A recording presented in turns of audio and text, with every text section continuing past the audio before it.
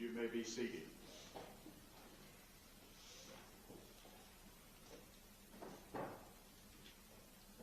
I want you this morning to travel with me by an eye of faith. And we're going to go back to the night that Jesus was betrayed. Our text in Matthew 26 and verse 58 tells us that Peter followed him. And the fact that Peter followed Jesus is something that speaks well of Peter. That's a fact. It puts Peter actually in a class almost entirely to himself. Because there were those present that night who were bitter enemies of Jesus. There were those there that night that were actually thirsting for his blood. There were those there that hated him. They were hating Jesus with a hatred that would not even allow Jesus to remain on this earth. But Peter wasn't part of that group. Peter was not a part of that hostile, hating crowd that night. And there were those there that night that had little to no interest whatsoever in Jesus. They were not his friends, and they were not his enemies. They were not there to fight him. They were not there to protect him. They were merely there as sightseers. They were there just out of idle curiosity. Because you see, they actually thought that it was going to be an interesting show that night. A show they were determined not to miss. They wanted to see it. But though they wanted to see the show, these people that were gathered, most of them had no real personal interest in Jesus Christ. Peter was not one of that group. Peter was not one of those indifferent people in the crowd that night. The fact that Peter followed Jesus tells us something about him. It tells us that Peter was a disciple. It tells us Peter was a friend of Jesus because he loved Jesus. He loved him with a passionate devotion. Because if Peter hadn't loved Jesus, he would not have dared to follow him at that particular point in time.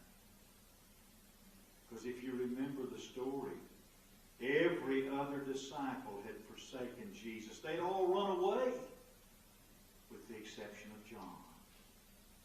So to Peter's credit, in that fateful hour, in that dark time, when others had run away from Jesus, when others had forsaken Jesus, Peter followed him. But that's only part of the story. Some of you are old enough to remember Paul Harvey. And as Paul Harvey would say, now comes the rest of the story.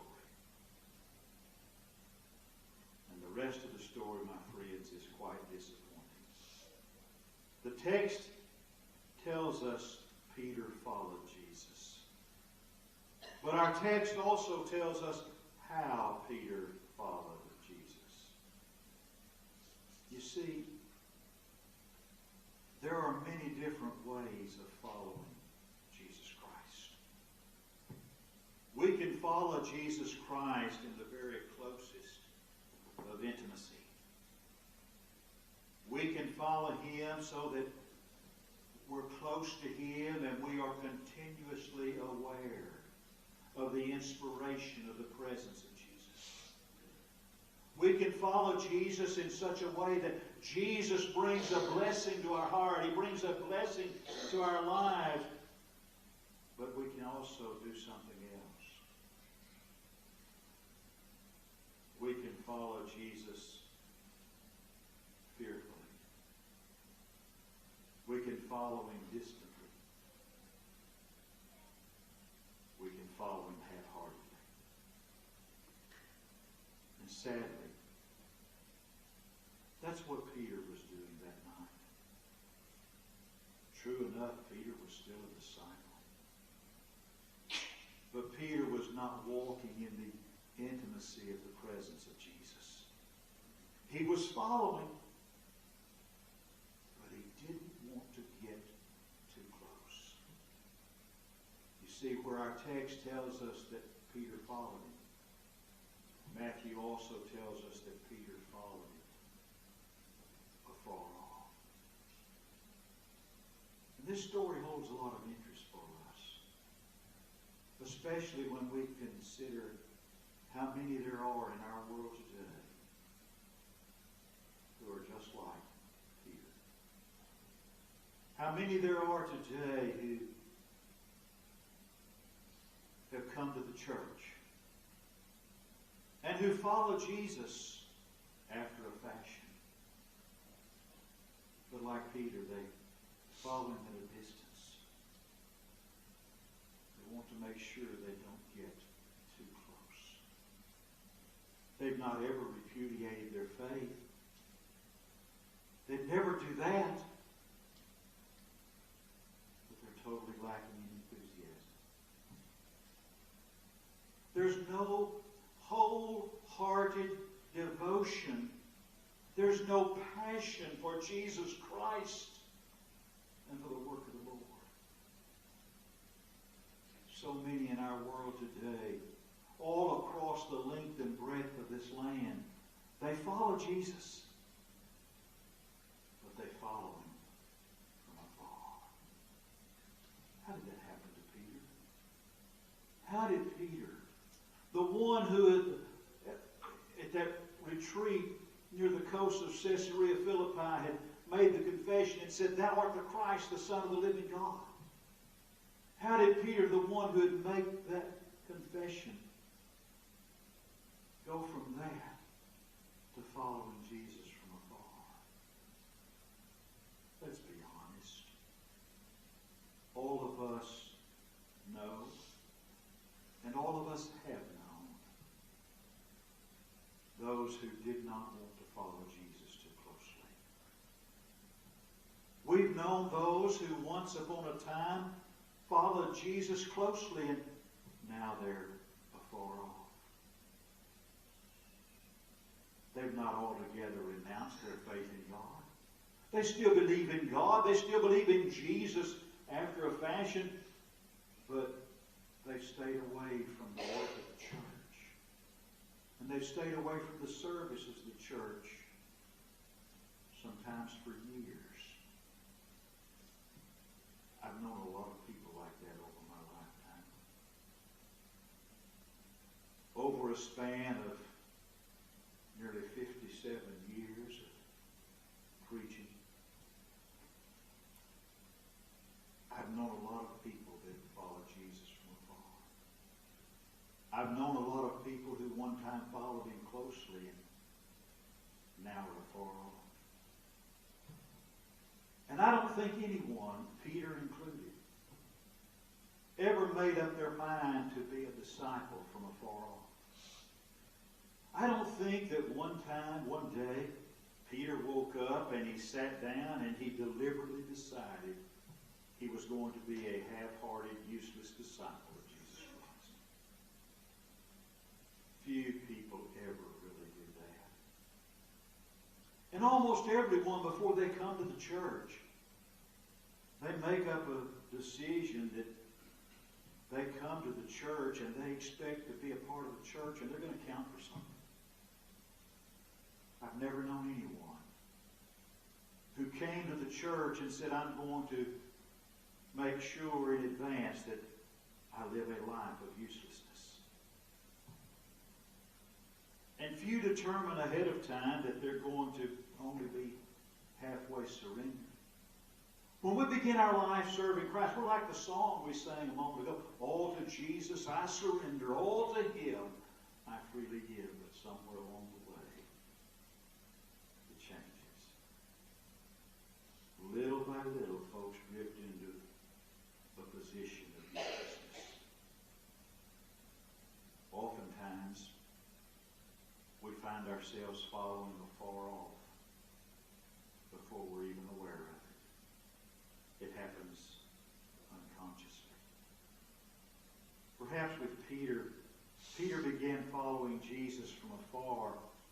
Perhaps it was because of Peter's own self-sufficiency.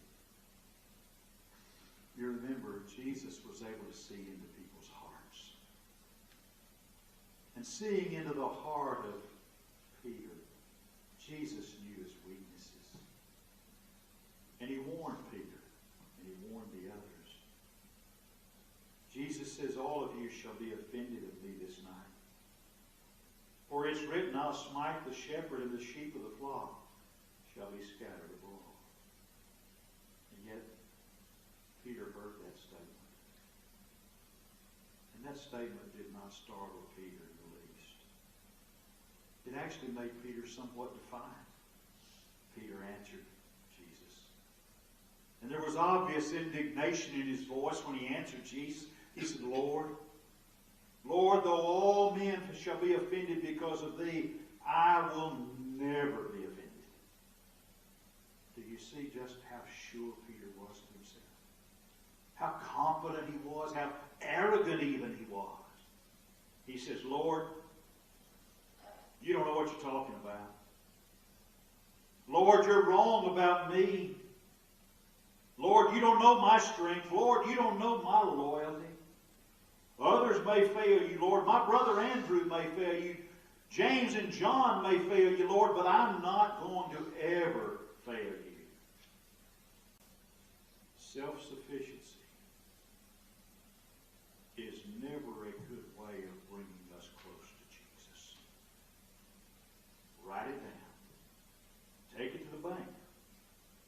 It's a fact. When we approach Jesus, we must always approach Jesus in the pathway of humility. We don't come to Jesus except through a sense of need.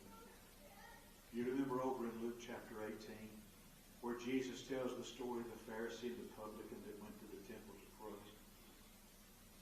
And the Pharisee stood and he said, Oh Lord, I thank you. He looked up to his heaven. He said, Oh Lord, I thank thee I'm not as other men are. Ungrateful, unjust. He congratulates God on how lucky God is to have a servant like him. He said, Oh Lord, Father, I pay tithes of everything. I fast twice a week. Lord, I'm a good man. You're sure lucky I serve you. And that publican, reprobate that he was, he stood afar off. He wouldn't lift his eyes toward heaven. He smote his breast. He said, God, be merciful to me, a sinner. That's the translation. The literal translation is, God, be merciful to me, a sinner. He felt that he was so wicked. He felt that he was so evil. He felt that he was so sinful. He was the sinner. And he said, God, be merciful to me, a sinner. And what did Jesus say? Jesus said that publican went down to his house justified rather than that Pharisee. And Jesus tells us why. Jesus said, everyone that exalteth himself shall be abased, but he that humbleth himself shall be exalted. We come to Jesus out of a sense of need. Oh, that Pharisee was a decent man, but how far away from God he was. His self-sufficiency put an impassable barrier between him and the one he was praying to. The publican, by contrast, in spite of his evil, immediately came into the presence of God. Because he had nothing to say for himself except he was the most needy and sinful man in the world. Peter had that sense of self-sufficiency. But there was something else about Peter. Peter was disobedient. Disobedience always builds a wall between us and God. The truth is, sin separates us from God. Prophet Isaiah put it this way in Isaiah chapter 59, verses 1 and 2. The Lord's hand is not shortened that it cannot save, neither is his ear dull that he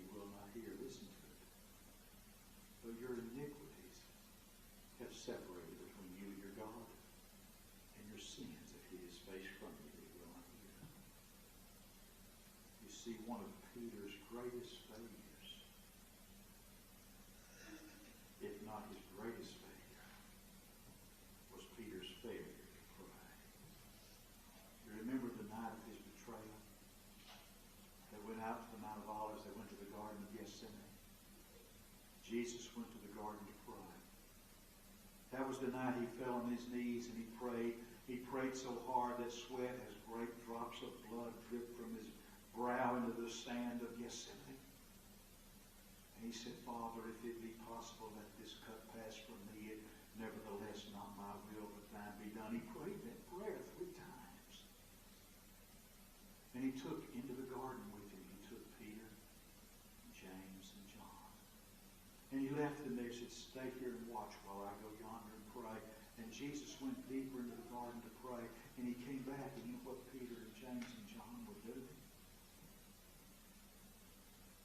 They were asleep.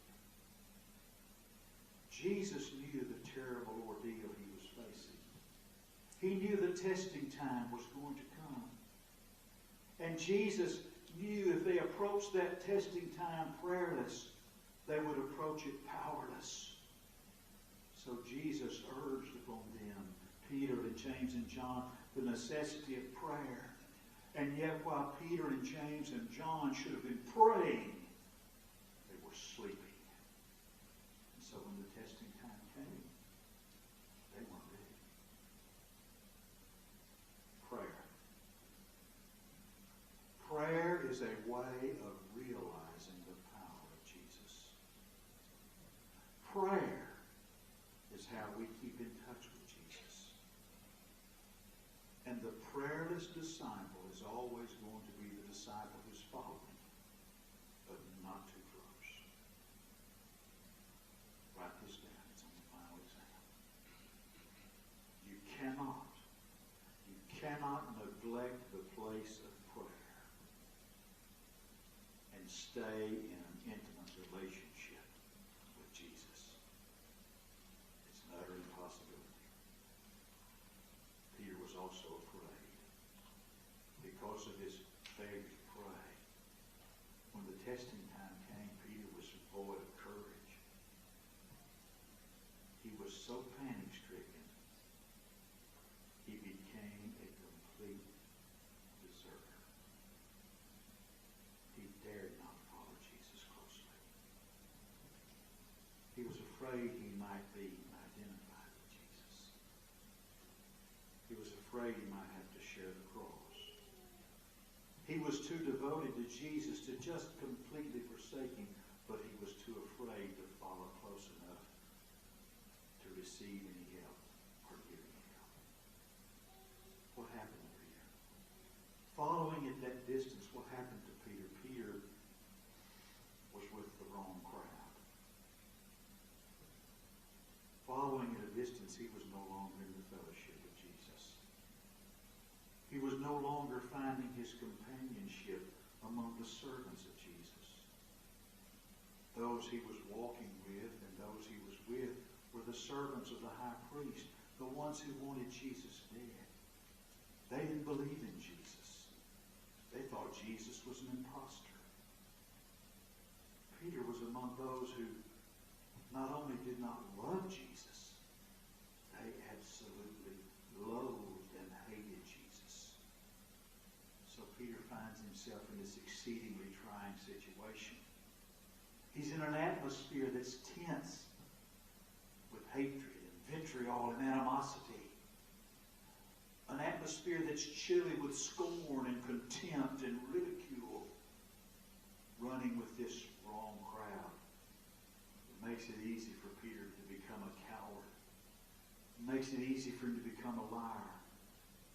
And it made it easy to dampen the enthusiasm and the loyalty that he had to Jesus.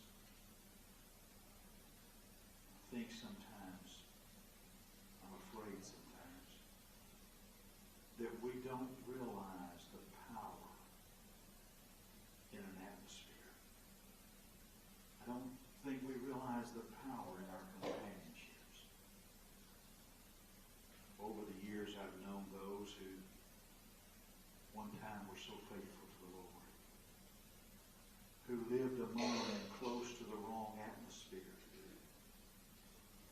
lived among and close to the wrong relationships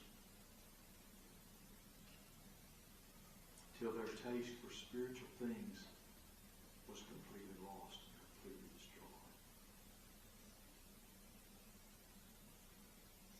Beloved, you can live in the wrong atmosphere. You can dwell among the negatives till heavenly manna becomes an insipid, nauseating thing in your life. You can live in the wrong atmosphere till your moral sense becomes totally blunted and you've even lost the capacity to be shocked. There are so many in our day and time following Jesus afar. And Peter was like so many in our day and time following Jesus afar that Peter actually lost his faith. He couldn't live in that hostile crowd. He couldn't dwell among the negatives and at the same time keep his faith in Jesus unshaken. So we read in Mark chapter 14, verse 54, Peter went into the high priest's palace and sat with the servants. Why would he do that? Why would Peter do something like that? Was it to give Jesus the encouragement of his personal presence? No. Was it to make good his promise that he was willing to go with him both to prison and to death? No. He went in and sat with the servants of the high priest just so he could see the end. That was it. He wanted to see the end. He had lost his faith. When he lost his faith, he lost his courage. He'd already been made very much afraid when Jesus was arrested. And now he's overwhelmed by sheer, utter panic. And a servant girl comes to him and asks him, aren't you one of the disciples? He's evasive.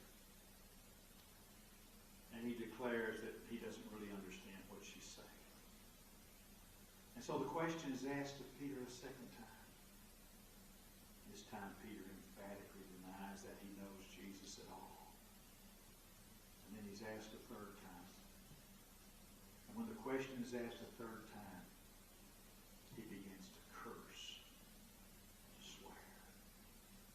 The former life of that rugged fisherman comes out then.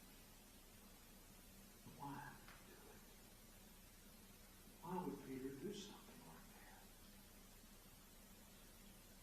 Men do not bear greatly for things in which they've lost all faith.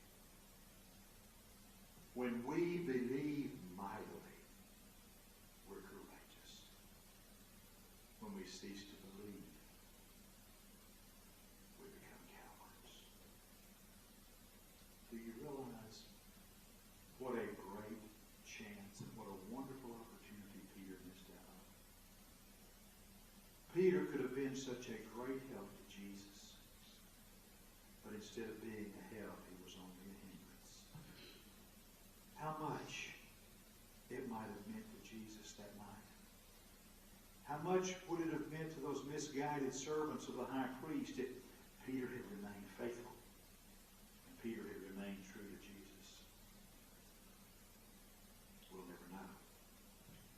But as it was, what Peter did was to help confirm their unbelief. And what Peter did was to help confirm their wicked rebellion. The disciple who follows at a distance is seldom an asset and usually a liability. He or she does not end in victory, but disaster. They do not honor their Lord. They deny him. How many far-off Christians? How many far-off disciples have we known in our own experience?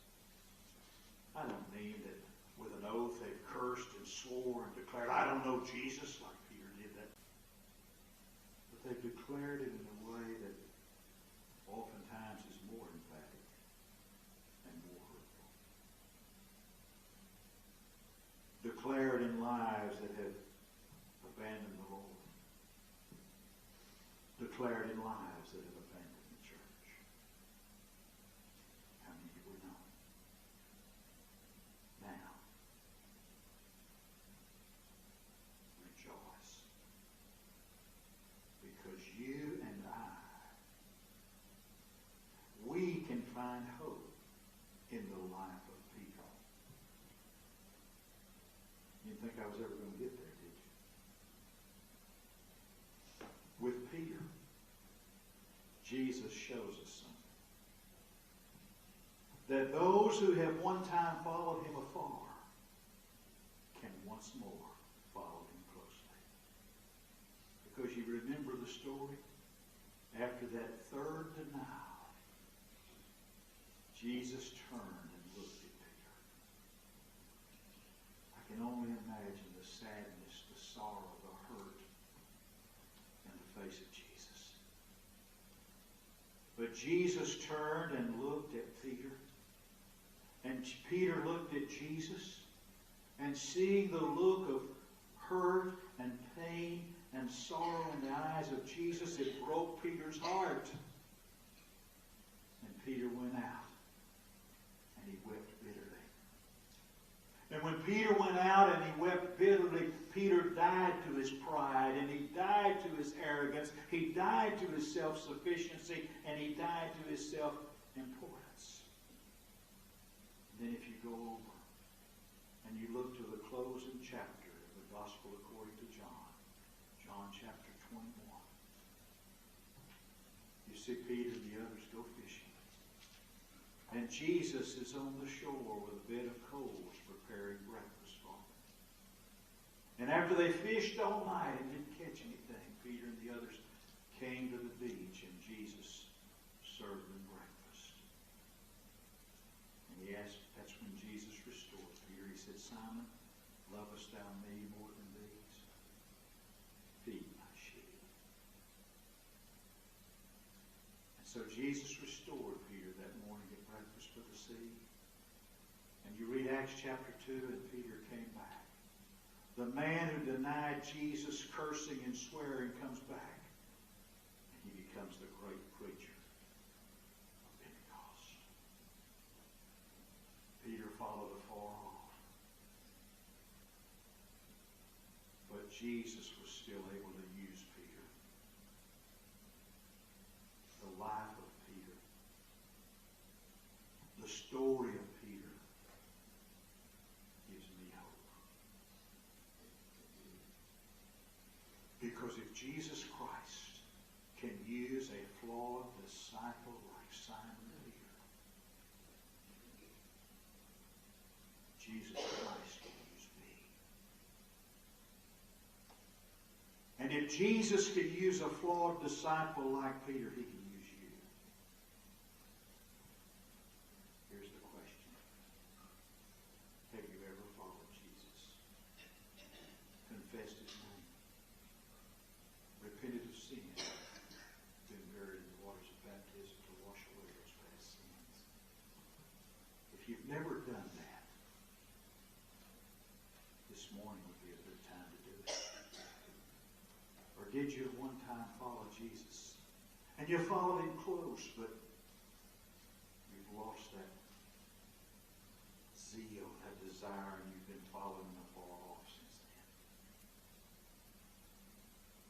Just like Jesus restored Peter to a life of usefulness, he can restore those walking afar off to a life of usefulness. Can we help you? Can we help you to begin to live God's kind of life? To follow Jesus closely, whether for the very first time or to come back and let brothers and sisters pray with you for you. And say, I followed Jesus from afar, but I'm ready to follow him up close now. What are the needs of your life? What can we do to help you live the kind of life the Lord would have you to live? If we can help you, come. Let us do that as together we stand.